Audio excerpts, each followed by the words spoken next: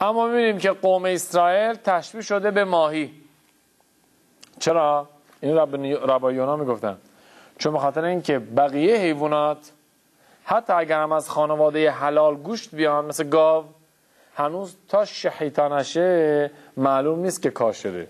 حتی اگر شحیطه هم شد هنوز معلوم نیست که آیا خونش پیش اینا جدا بشه چی باشه کاشر باشه.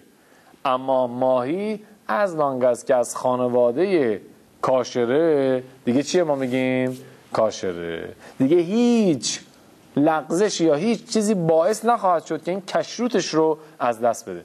همینطور هم قوم اسرائیل از لانگست که از قوم اسرائیل شخص متولد میشه در قوم اسرائیل و به دنیا میاد دیگه چیه نزدیکیش به هشم هست. تنها خود ما هستیم که با غذا خوردنمون باید مواظب باشیم که از هشم دور نشیم. فقط این فیلمه رو الان میگذاریم. فیلمه